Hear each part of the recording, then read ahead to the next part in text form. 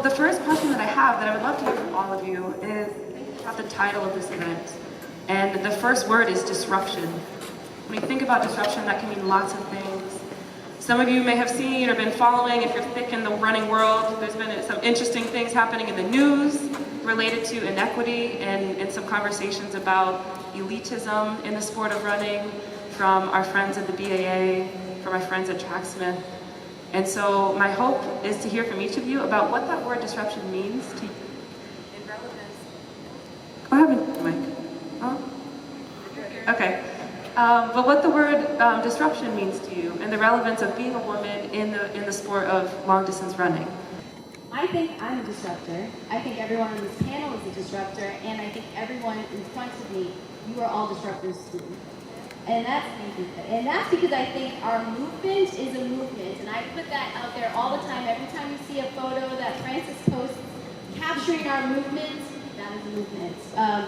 And for me, a little bit, some other context, I'm a molecular biologist. And just started a doctoral program. I'm going to get to call me Dr. Q in a few years. But when I think of disruption, I think of obviously the running space, but I think about the space in STEM and STEM education and the ecosystem that I operate in. I have to disrupt. My presence, just my sheer presence is disruption. And so to not capitalize on that and leverage that, that would be bad for me, all of my communities. And so it's been very interesting to lead into that over the last few years because I think that is not something that I've been brought up to do. It's not something that has been modeled in my family. That's not something I've seen been valued or rewarded. And to take a step back and understand, okay, I have power in this, and to harness that, that has been revolutionary for me.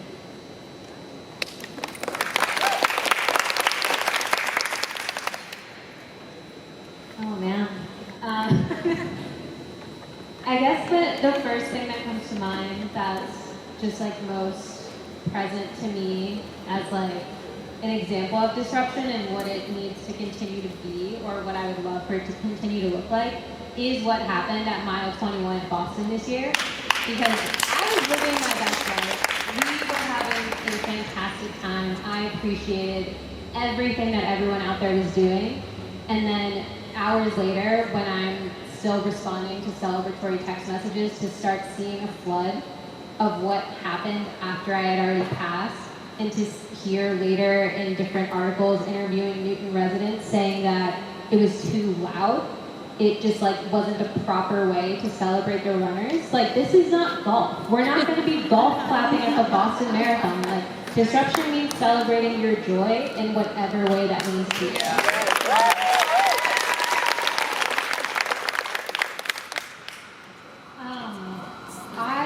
I think when we say the word disruption, at least to me, I think, you know, there's noise, there's someone coming in, kind of shaking things up, and so since we're going a layer deeper, I've had some moments in my own just personal life where I had to face the paradigm that I live in, and in the quiet moments when you're by yourself, like, what is the story you're telling yourself, and what's the truth that you're accepting about the world around you? And there's a couple things there. The first one is, I was asked a few years ago when I had the opportunity to work with Puma. They asked me, what's the best thing you can do for, or what's, you know, the most significant or important thing you can do for women's sports? And there's just so many like correct ways to answer that, or culturally relevant in the right lane ways to answer that. But it really forced me to like be quiet and really reflect. There are a lot of things about what women are supposed to do, or how women are supposed to be pioneers in our sport, that I've kind of accepted, and I've not really taken a lot of time at that time to really ask myself, what does that really mean for me, and how can I contribute in a way that's unique to me? So when it comes to being disruptive, I would encourage you guys to think on your own in your own life, what lies have you accepted, what paradigms have you said this is just the way that it is, and what really feels like the right thing for you to do. I love the quote, let your life speak. And so what is your life saying? And each one of us, no matter how bright or dim you think your light is, your life is saying something. So when I think of disruptor, I'm kind of thinking, recently I've had this experience of, the quiet, alone moment, what is it I really want to do? And I think the best thing that I can do as an elite athlete is to have a career that another young woman wants to emulate. And as far as I can push, as honest as I can be, as loud as my life can speak, doing it in such a way that another young kid would say, that's the life I want to live.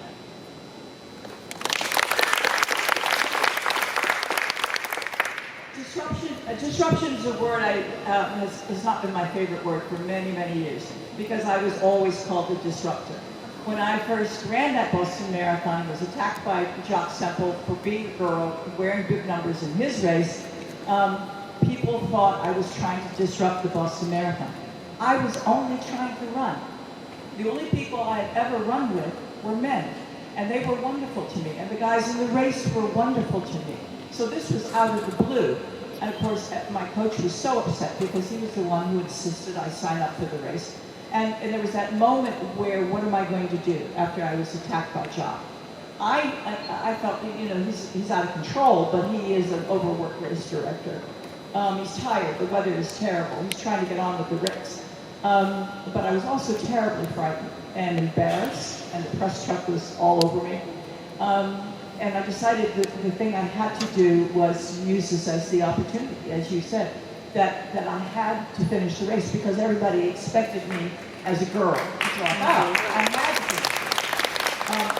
And on the aside, I knew I could finish it because I'd done 31 miles in practice the weekend before. So there was no doubt in my mind. And I said, well, what am I going to do? My car's in Boston.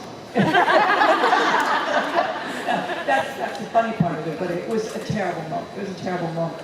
The problem is that people kept saying I was a disruptor.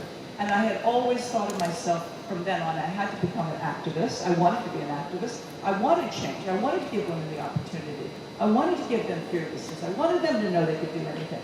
And I didn't know quite how I was going to do it yet, but I knew I had to work on that.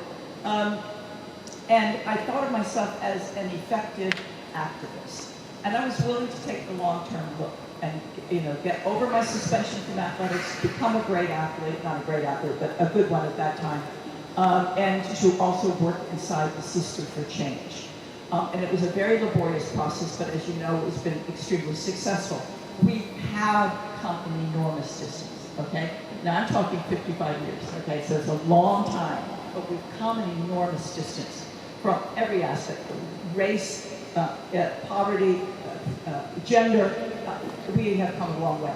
So now I see disruption now as an opportunity, an awakening, if you will, for us to capitalize on the progress we've made and to look at a plan for the future to make it even better.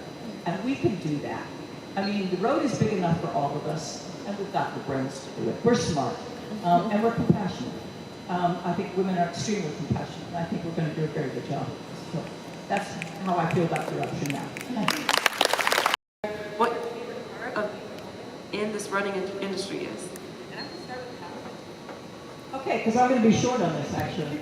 The favorite part for me, undoubtedly, no, full stop, absolutely, is seeing the empowerment and the incredible change of women taking the first step and becoming something they never thought in a million years they could do. And the empowerment from that just trickles over into everything they do, whether it's to get a better job or to finish an education or leave a bad relationship, to accomplish the unimaginable for themselves. I'm going to tell you one quick illustrative story about that, and then another one. But first, when I was organizing these races to hopefully get the women's marathon in the Olympic Games, I organized a race in Sao Paulo, in Brazil. The head of the federation said my race isn't going to be a success. Maybe 100 women will show up. 7,000 women showed up. 1978. Okay, 7,000 women in Brazil in 1978. That's like 78,000 women. Okay. Now, some of those women didn't have shoes. And I'm not talking Pumas or Adidas. They didn't have shoes. And if a woman is so poor she doesn't have a pair of shoes, and you give her a t-shirt and a medal and you tell her she is somebody, she becomes somebody. She becomes somebody. And that is also what inspired me to help found 261 Fearless. It's when that bib number became a symbol for fearless in the face of diversity.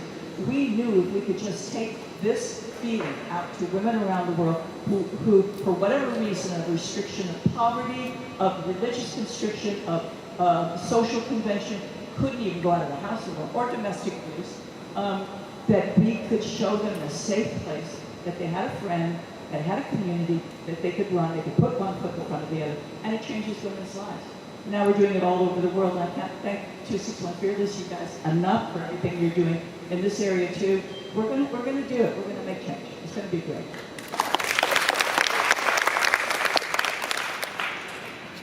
Anyone else want to share what your favorite woman in the sport is? Okay. It's actually not like centered on me. It's the fact that I get to be part of a sisterhood, and part of the specifically the Trailblazers community and the Liberty community. And just being part of this is, I think, incredibly powerful. If I didn't identify as a woman, I think I'd be incredibly jealous. Because I didn't have that, right?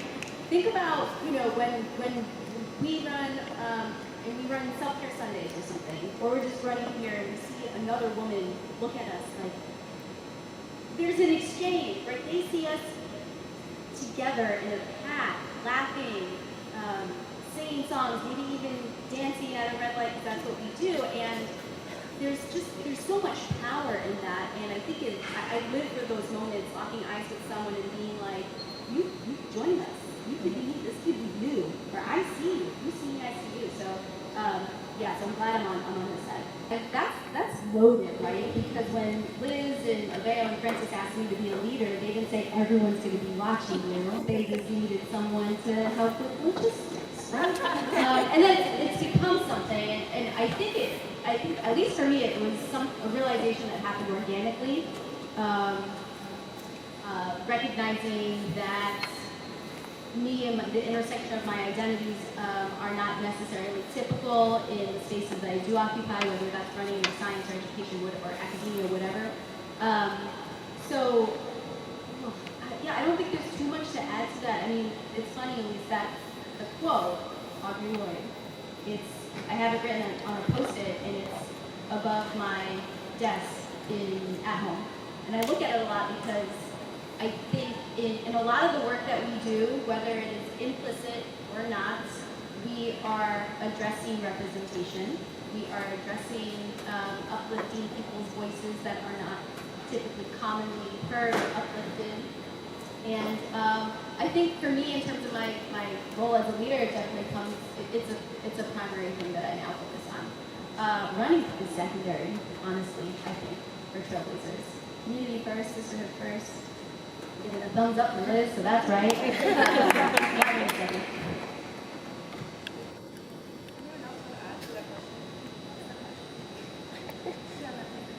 Well, just to add to the conversation, not necessarily directly answer the question, but to add to the conversation, I think we make the mistake sometimes that we think that leadership is a personality type, and it's not a skill.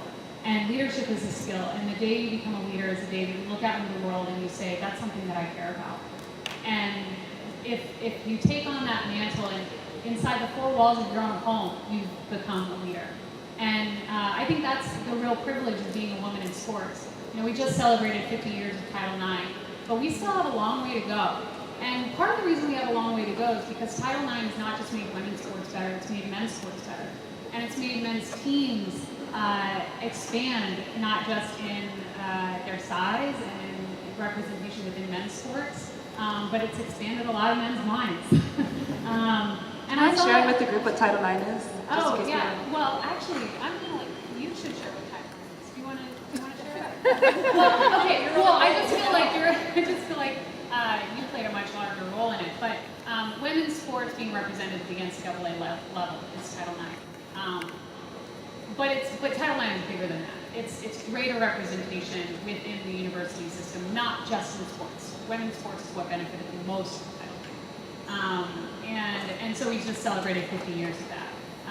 And I saw as Title IX was celebrating this big anniversary, there was a lot of talk about it. I work at the University University of Colorado. I still run and train where I went to school, and I'm still running students a lot. And just women's empowerment is making the business world better. It's making our families better. It's making women feel present and strong and empowered. And those statistics are really powerful, and it shows that it surpasses, just women's sports, and it surpasses just women as a category into men's sports, and also across lots of different diverse groups. So it just feels really good to be a part of that, and also to be somebody still saying we have a long way to go and still being there. And one of those places we need to go is we need more female coaches. At the high school level, we need more female coaches. At the college level, we need more female coaches. This is a completely different story, but I was offered an opportunity about 3 years ago to be an assistant coach under, and this is not going to be in Boulder, it was a completely different thing, but if I wasn't going to continue running, do you want to be an assistant coach under this really great male athlete? And I said, I'm going to do you a favor and not take another position as a female assistant coach. You guys need to hire a head coach, a female head coach. And it's really special to see when the right female coach gets in, the type of energy that they bring, and the type of understanding and compassion and empathy that they bring to female teams, but also to co-ed teams. The last thing that I want to say is I also feel really privileged that my entire running career, from being an elementary school runner all the way to standing on a podium at the Olympic Games, all of my coaches through my entire career have been public school teachers. And it just goes to show that, I want to dispel the idea that you have to have some kind of crazy, amazing private coach that knows a million things. If you have a young person that is motivated and has some hidden talent, don't underestimate the power of encouraging that young person. Your voice, your leadership can bring an Olympian out of them in whatever form. It may be the actual Olympic Games, but that kind of, eye contact attention, one-on-one attention with a child is really, really powerful, and it changed my life. So, public school teachers, I love them. Our mental plays such a big role in this sport. You've probably heard people say all the time, running is such a mental sport.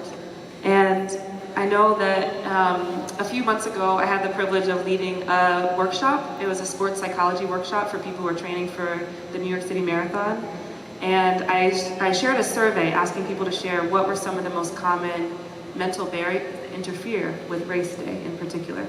And the number one answer across the board from over 80 people shared that negative self-talk was their largest barrier that interfered with them on race day.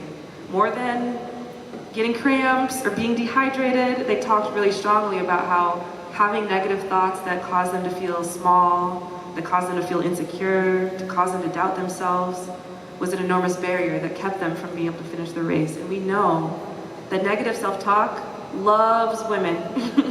It comes for us every single day, causing us to question our own sense of belonging, our own identity. And I wanted to hear from the group to share a little bit about what you have learned that has been supportive to you to maybe combat or overcome some of the mental barriers of the sport.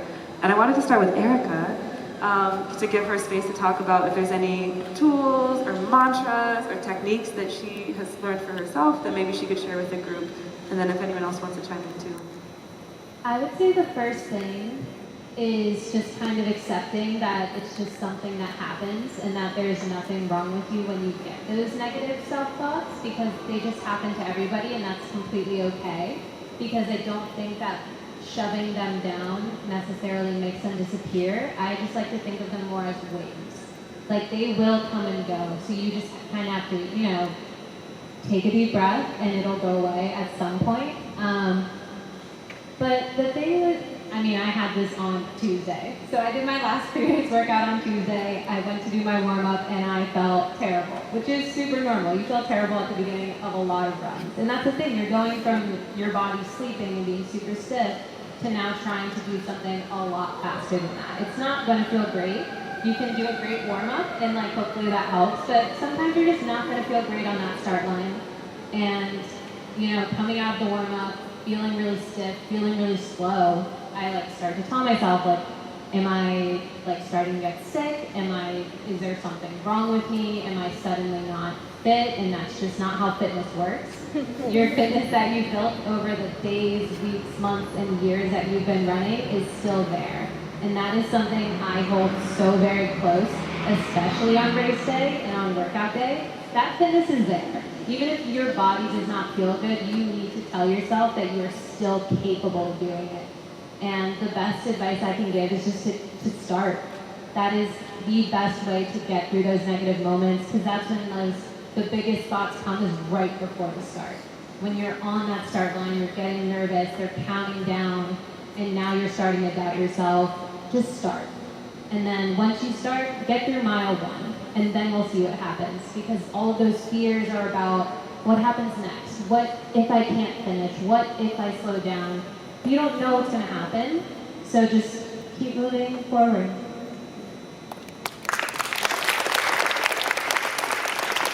Anyone else want to share what's been helpful for you when it comes to combating or overcoming or just making a little bit smaller those negative self-talks? Yeah, Jenny.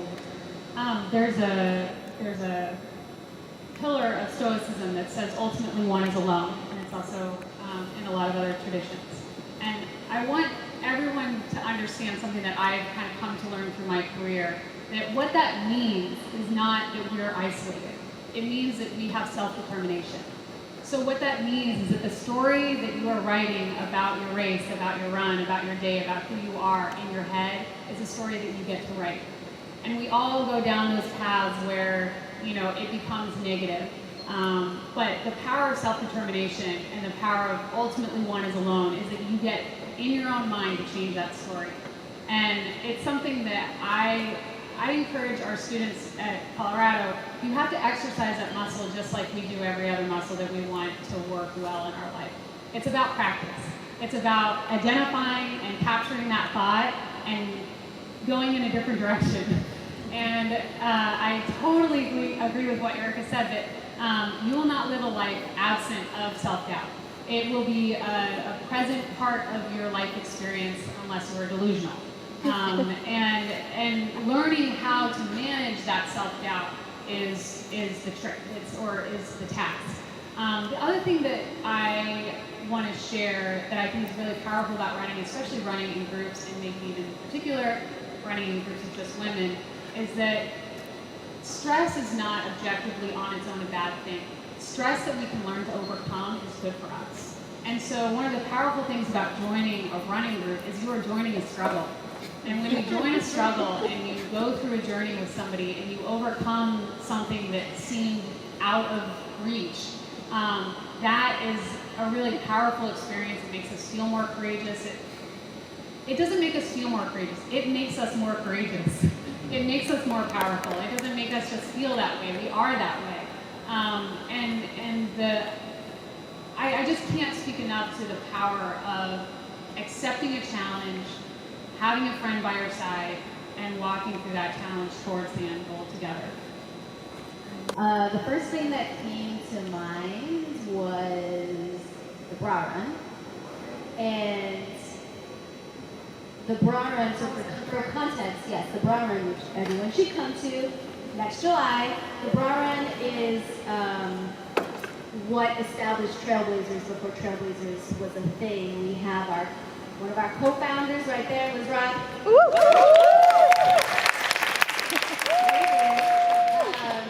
So the bra run is all about female empowerment, really combating the things that we talked about and that Aliese mentioned.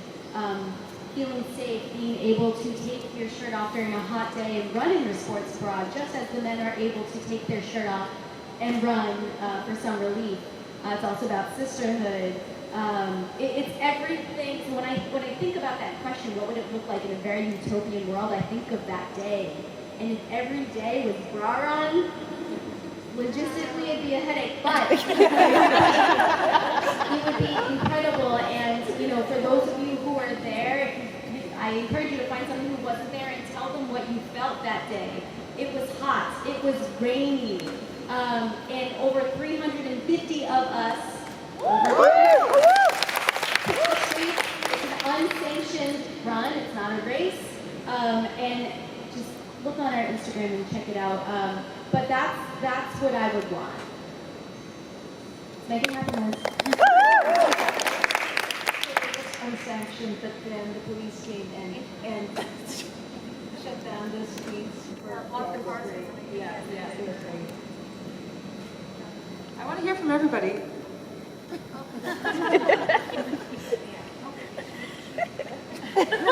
Okay. I would like to see help domestically for women, and maybe a trade-off situation. Maybe you can figure it out if you can't. But money's no object, right? In this, okay. Well, then help domestically. I mean, the reality is that kids in a house and a dog, and you have a job at the same time. It's really pretty hard to get that run in. And there's been some really sad stories about a poor woman who was murdered in Memphis. And people were saying, what is she doing running at 4 o'clock in the morning?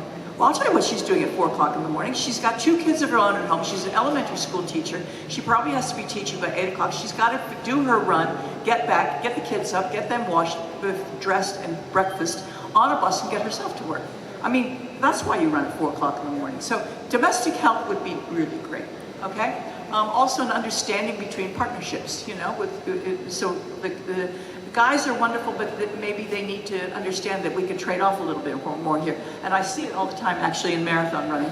You know, and she gets to do Boston, he gets to do New York, you know, and they trade off the kids. That's really great.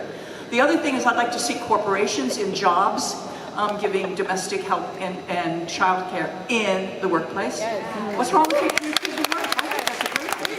And everybody says, oh, we can't do the insurance. Well, you know what? I'm sorry. You would get more back in terms of productivity. Okay, if you know, there's a daycare center in the workplace, right?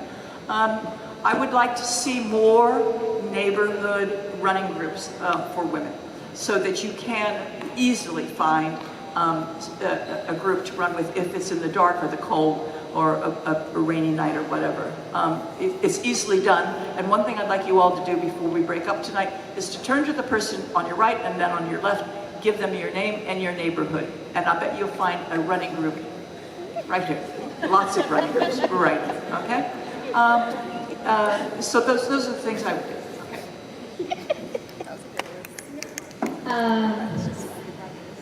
Well, this past summer, I had the opportunity to go down to Philadelphia to work with this group Students Run. They have outposts in some other major cities like LA. And they're incredibly well supported, but it's just so incredibly cool what they're able to do. They literally that sounds like they're kidnapping. They have hundreds of inner city kids who have never even seen the forest. And they get them into long distance running at the age of like 10. Like these kids are literally 10 to 18, it's middle school through high school, and they introduce them to the sport of long distance running super young. They usually run around the Schuylkill River in the city, but in the summer, a handful of them that are deemed as their leaders and picked by their school teachers and peers get to be bused out of the city, most of them for the first time in their lives, literally being outside of a concrete jungle. We take them to the forest and, you know, we take them on trails and go over workshops, and I just wish if, you know, funding and resources were an option to have something like that to support the youth in every single city, and not just cities as big as like Boston and Philly, but having programs like that everywhere would be incredible. It was like mind-blowing to me to see these kids at age 14 and 15 dreaming about running New York, dreaming about running Boston, telling me they want to run a half marathon. Like, they're starting these dreams so young, and they have this love for the sport at such a young age. And it's just incredible. If there were no cap on resources, I would put it everywhere.